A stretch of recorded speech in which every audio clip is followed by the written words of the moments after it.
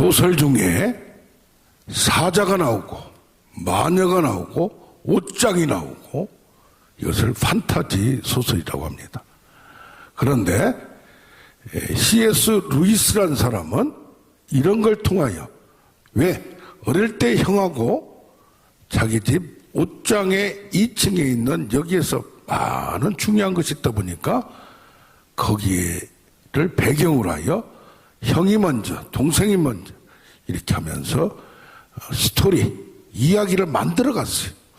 그렇게 이게 이분이 중세 문학 교수가 되고 또 철학을 가리키면서 이것을 기독교를 설명하는데 현실 세계와 다른 이상 세계, 상상의 세계를 동물을 의인화하여 마녀가 나오고 옷장을 통해서 나가다 보면 새로운 세계가 나타난 걸 이분이 쓴 책이 나니아 연대기입니다. 이 나니아 연대기는 많은 책으로 세계 만국에 기독교를 전달하는 통로가 된 줄로 믿습니다. 그래서 오늘 상상의 은혜라는 제목으로 말씀을 나누길 원합니다. 우리가 생각을 할 수 있어요. 추리를 할 수 있어요. 추리 영화가 있죠. 탐정 영화가 있죠. 그럼 예측을 해. 이야, 눈치 빠른 사람은 굉장히 빨라요. 몇 단계 앞으로 가요. 근데 보통 사람은 이것을 알 수가 없어요. 꿈과 이상의 세계, 작은 구름 하나 왔는데 하늘에서 나타났는데 그것을 비가 소낙비가 내릴 걸 바라보는 엘리야와 같이 뭡니까? 작은 생각, 어떤 발상, 이것을 상상을 확대하여 동화 이야기를 만들고 현실과 다른 세계를 땅의 나라가 아니라 하늘의 세계를 전달하는 이들이 되었습니다. 특히 제1차, 2차 세계대전 이후에 독일이 막 영국을 공격하고 오면서 군대에 자출되고 이러면서 위험 가운데 공포 가운데 있는데 정의와 불의의 싸움 이런 걸 하면서 희망을 주고 많은 유럽과 세계 사람들에게 도전을 주었던 소설이 되었습니다. C.S. 루이스는 어릴 때 교회를 다니다가 이제 공부를 하니까 과학을 알게 되고 이게 기술을 알게 되고 이렇게 하다 보니까 기독교를 떠났어요. 그러다가 같은 대학교에 있는 톨킨이라는 교수하고 얘기를 했어요. 톨킨 교수는 천주교예요, 천주교. 근데 이 얘기를 하는데 그 얘기 속에 생각도 하고 파스칼 같은 경우는 불이 떨어져서 그냥 영적 체험을 해서 수학자고 철학자고 이런 분도 확 바뀌었는데 이 누구는 C.S. 루이스는 무슨 불체험을 했다, 성령을 체험했다 그런 건 없어요. 특히 칼빈과 같이 잠잠히 스며드는 생각, 의식이 바꾸면서 기독교로 결정을 하고 그러면서 톨킨이 얘기했던 그것으로 천주교로 가지 않고 어릴 때 다녔던 성공회로 영국 국교회로 이렇게 해서 이분이 그 다음에 논리적으로 평신도예요, 문학자예요, 철학자예요. 그러면서 많은 책을 썼습니다. 그래서 요즘 신학자들이 이 C.S. 루이스를 연구해서 박사학위 논문을 받는 분들이 많아요. 자, 톨킨도 반지의 제왕이라는 영화로 많이 나왔죠. 이 반지만 끼면은 능력이 있어요. 못한 것을 할 수 있어요. 그래서 요정이 나오고 난쟁이들이 나오고 그러면서 북유럽 신화 이런 그쪽을 다 이렇게 포함도 시키고 발전시켜서 기독교를 이렇게 알리는 통로가 되었습니다. 특히 IMF 이후에 판타지 소설, 이상세계, 이거 동화 얘기는 세계에 많은 영향을 남겼습니다. 롤링이라는 여자는 진짜 이혼당하고 딸 하나 있으면서 먹을 것도 없는데 커피숍에서 소설을 써갑니다. 빚더미에 정말 나라에서 주는 수급비로 살아가는 정말 자살도 하고 싶은, 그런데 심심풀이로 글을 썼어요. 워낙 글쓰기를 좋아하니까 써서 보내니까 12번이나 퇴짜를 만났어요. 12번이나. 그런데 지금 뭡니까? 역사 이래로 이렇게 많이 팔린 책이 없다. 성경 다음으로 5억 부 이상의 IMF로 실의에 빠지고 경제적으로 어려운 모든 사람들에게 희망을 주었던 이런 것은 뭡니까? 현실 세계에 일어날 수 없는 환상의 세계, 미래의 세계, 전혀 동화의 세계, 동물들이 막 인격화 되고 뭐하고 하는 이런 마법이 나오고 마녀가 쿵 나와요. 이런 것들을 통해서 어린애들에게 또 일반 사람들에게 또 어떤 경우에는 이걸 통하여 기독교를 전달하는 세계가 되었다는 얘기입니다. 빌립보서 2장 13절을 보면 하나님께서는 자기의 기쁘신 뜻을 이루기 위하여 우리에게 마음의 소원을 두고 이르신다고 했어요. 그게 뭡니까? 우리에게 간절한 갈망, 사모함, 이게. 그래서 어떤 분들은 나 인생의 마지막 작품으로, 특히 여자분들은 유치원을 아름답게 했으면 좋겠다. 요양원을 했으면 좋겠다. 뭐 이런 여러 가지. 어떤 분들은 자연 TV를 많이 보니까 산사람이 되어서 나는 지리산으로 가겠다. 나이 들어서는 내가 태어났던 어디로 가겠다. 그렇게 얘기도 합니다. 자, 우리에게는 마음의 자유가 있고 소원이 있고 현실을 뛰어넘는 막 상상세계가 나타납니다. 그러나 현실에 살다 보면 먹고 사는 것, 현실을 무시할 수가 없습니다. 그래서 죄악을 받고 이것을 발전시키지 못합니다. 이게 좀 다른 얘기지만 선우은숙 씨가 이영하 배우하고 이혼했어요. 2007년도에. 그 요즘 뭐 둘이 나와서 다시 재혼이 될까 말까 그런 암시도 주고 했는데 이분이 지금 64세래요. 그런데 60세 되는 남 4세나 어린, 그것도 유영재 아나운서, 잘생겼고 어리고 재혼을 지금 해가지고 어떻게 그럴 수가 있나, 이렇게 선망의 대상이 되었어요. 또 김성경 아나운서가 남자가 뭐 좀 바람을 폈나 해서 그냥 단칼에 이혼을 젊었을 때 했는데 김성령 배우의 동생일 거예요. 그런데 이번에 3천억 부자하고 결혼식을 했다고 합니다. 이런 걸 보면 어떤 사람들은 나의 인생의 마지막에도 새로운 불꽃이 필 거야 라고 소원을 갖는지 착각인지 모르지만 그걸 가지고 있습니다. 주의 영이 있는 곳에는 자유함이 있다고 했어요. 요한복음 8장 32절은 너희가 진리를 알지니 진리가 너희를 자유케 하리라. 결박이나 압제나 편견이나 나의 사고의 제약에서 뛰쳐넘어서 어디를 가요? 하나님을 알게 되고 나를 얽매게 드는 세계에서, 땅의 세계에서 하늘의 세계, 하나님을 만난다는 얘기입니다. 하나님을 만나면 모든 것으로부터 자유를 갖습니다. 영의 자유도 갖지만 사방으로 우겨쌈을 당해도 쌓이지 아니하는 마음과 환경과 모든 제약으로부터 통치를 받지 않고 하늘의 통치, 하나님의 통치를 받는, 말씀과 성령의 통치를 받는 우리가 되기를 원합니다. 그런데 뭐요? 자유와 해방을 원하는데, 그래서 해방신학이 생겼어요. 물질로 해방이 돼야 된다. 돈으로 뭘로 억아보지 말라. 나에게 자유가 아니면 죽음을 달라. 표현의 자유도 사상의 자유도 얘기합니다. 그런데 갈라디아서 5장 1절을 보면 너희를 자유하게 하려고 자유를 주셨으니 다시는 종의 멍에를 마이지 말라 그랬어요. 그게 무슨 말입니까? 우리를 그리스도 안에서 자유를 가졌는데 이것이 또 방임이 되고 방종이 되고 풀어버린다는 얘기예요. 그래서 그냥 제한이 없어요. 제한이 없어. 절제가 없어요. 그냥. 그것도 문제란 얘기입니다. 적정한 선에서의 상상, 자유, 해방은 우리의 영혼의 몸에도 필요한 줄 믿습니다. 자, 그러면 이렇게 상상할 수 있는 우리 인간은 생각하는 동물이에요. 또 로댕에 생각하는 사람, 또 생각을 통하여 마음을 통하여 우리는 나라를 빌 수가 있어요. 그런데 특별히 브루그만이라는 구약학자는 예언적 상상력을 얘기했어요.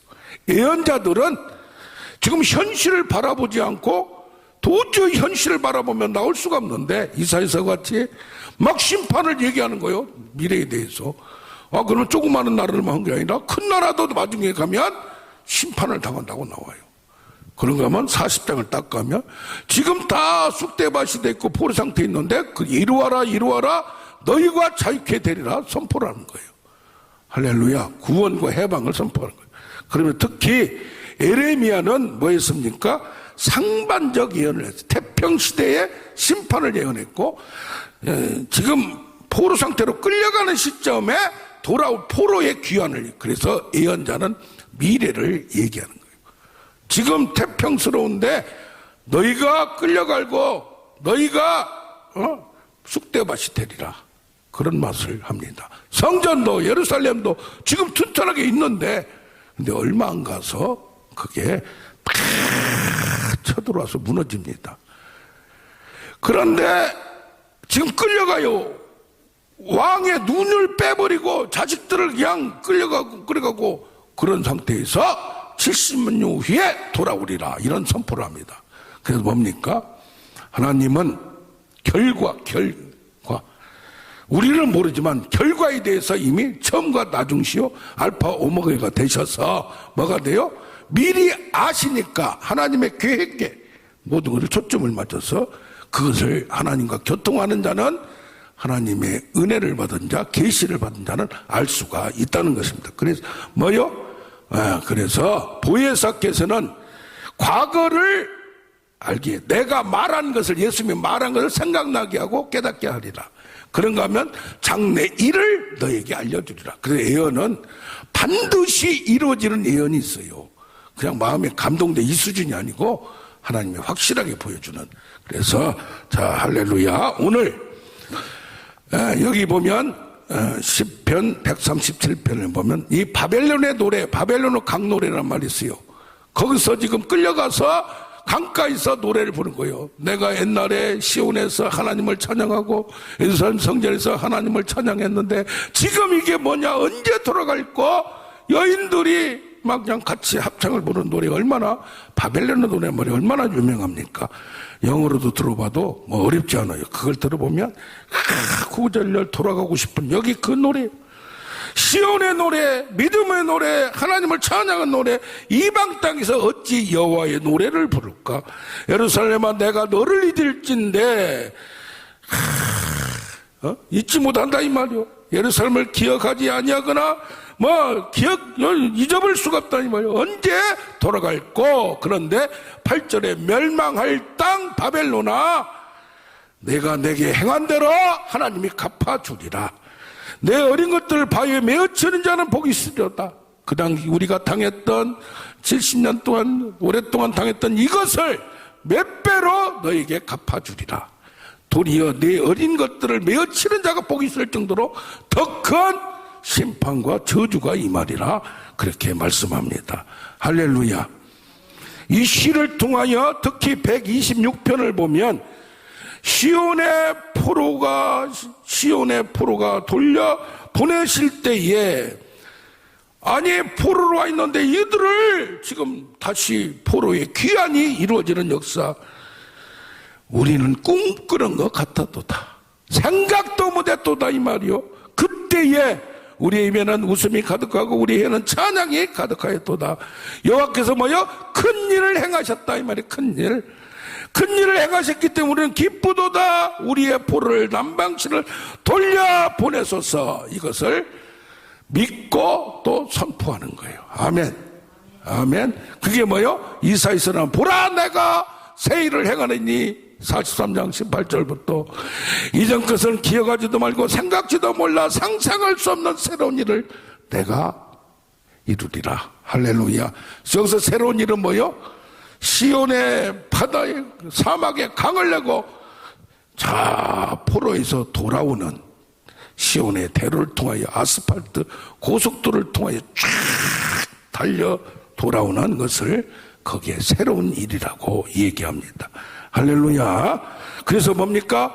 우리는 지금 형편이 어렵고 힘들고 도저히 빠져나올 수 없는 웅덩이와 기가 막힐 수렁에서도 하나님이, 여기는 뭡니까? 나 개인이 아니라 민족을 다시 우리나라와 같이 해방을 주는 놀라운 사건이 있음을 바라보는 우리가 되기를 원합니다. 그래서 뭐요? 우리는 내가 하나님이 주기 전에 나에게 소원을 준다고 했는데 내가 하나님께 원하는 내 소원이 무엇이냐, 무엇을 원하느냐고 예수님도 물어보셨듯이 여러분에게, 우리에게 소원이 있습니까? 꿈이 있습니까? 그래서 요셉은 뭐요? 창세기 37장 6절에 형들에게 꾼 꿈을 얘기하니까 미워했어요. 이거 지가 뭐 된다고 하고 깝죽거리고 그러니까 형들이 학대하고 박해를 했어요. 그런데 37장 6절에 보니까 여러분 형들이여, 내가 꾼 꿈을 들어보시오. 내가 꿨어요. 그러나 이 꿈은 뭐요? 하나님이 주신 꿈이에요. 그래, 하나님의 꿈이, 나의 꿈이 변하여 하나님의 꿈이 되기를 원합니다. 각자의 은사와 각자의 소원에 따라서 하나님의 장래에 우리의 쓰실 일을 소설과 같이, 이상세계 같이 도저히 세상 사람들은 믿을 수 없는, 아까 여기 동화 세계에서 판타지 환상 세계에서 나오는 것이 천국은 땅과 다르듯이 우리가 생각을 좀 넓히면 믿음의 상상의 세계가 믿음의 세계로 발전되어 감을 믿습니다. 할렐루야. 이것은 뭐예요? 하나님의 주실 꿈은 예언의 꿈이요 계시의 꿈이에요. 그래서 믿음은 바라는 것들을 시상이요 보지 못한 그 증거로 내 마음에 확신이 된 게 믿음이에요. 그래서 뭐예요? 믿음은 하나님의 선물이라. 아멘. 이것이 에스겔서 37장을 본 비전의 선포로 나타난 거. 내가 37장 7절에 에스겔서에 보면 내가 명령을 따라 하나님의 꿈, 하나님의 계시, 하나님의 믿음을 따라 대언하니, 말하니, 선포하니, 마른 뼈가 변하여 어떻게 됩니까? 대언할 때, 선포할 때 소리가 나고 뚝뚝뚝뚝 움직이는 거예요. 뼈가 들어맞아 뼈들이 연결되는 거예요.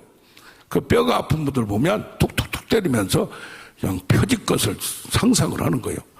양쪽 다리가 틀리는데도 쫙 펴지고 쫙 넓어지고 우리 장로님도 그냥 강해질 줄로 믿습니다. 아멘. 할렐루야. 이 다리가, 뼈가 갑자기 파워가 생기고 능력이 나타날 수도 있는 거예요. 그러면서 뭐요? 여호수아서 6장 5절을 보면 나팔 소리가 들릴 때에 큰 소리로 외쳐 부를 것이라. 그러면 성벽이 무너지리라. 이게 뭐요? 마음에 비도 의에 이르고 입으로 시인하여 선포하여 이 큰 산이 저 바다에 던져질 걸로 믿어지고 믿고 말하면 그대로 되리라. 하나님을 믿어라. 아멘. 이 큰 산이라는 건 뭐예요? 인간이 할 수 없는 거. 도저히 계란으로 바위를 쳤는데 이게 계란이 깨져야 되는데 바위가 깨진다 이 말이요. 그 안에 뭐가 있으면, 폭탄이 있으면, 우리 조영기 목사님이, 고 조영기 목사님이 믿음이란 건 그런 거라 이 말이야. 할렐루야. 아멘. 그래서 이것이 어떻게 돼야 되니까 현실화가 돼야 돼요. 가만히 있지 말고 머트리얼라이제이션, 실체화를, 구체화를 시켜서 준비 작업을 해요. 집을 지으려면 뭐예요? 땅도 알아보고 이 땅이 좋은지, 어떤 땅이 좋은지, 싼 땅이 뭔지, 좋은 땅이 뭔지 이걸 알아보고 대지를 확보해야 돼요. 그래서 그 다음에 뭐예요? 그걸 구체를 시키면 설계사가 설계를 해야 돼. 그래서 뭐예요? 탁 보여주잖아요. 그림으로 5층 건물입니다. 뭐 지하 어떻습니다. 지금 어떤 제가 아시는 우리 목사님 한 분은 천안 쪽에 이게 뭐야 호숫가에 땅을 샀어. 땅을 사가지고 그냥 아이고 이 양반만 만나면 뭐 풀장을 만들고 소설을 써. 그래서 그냥 짜증이나 어떤 데는 그냥 땅을 이렇게 했다가 저렇게 했다가 그냥 실떡벌떡해. 근데 그 와중에 그림이 그려지는 거예요. 할렐루야. 그러면서 뭐요? 이것을 공사비도 산정하고 돈도 체크해보고 주머니도 보고 건축이 시작되면 역사가 나타나는 거예요. 선교도 그냥 된 게 아니에요. 너희가 오직 성령이 너희가 임하시면 너희가 권능을 받고 예루살렘과 온 유대와 사마리아 땅끝까지 내 증인이 되리라 했어. 성령 받았어요. 받으니까 요것들이 여기서만 부흥이 잘 되고 뭐니까 여기서만 있었어. 하나님이 박해를 던져버리는 거예요. 12장에 보면 야고보가 죽고 베드로도 죽으려고 하고 이것이 뭐예요?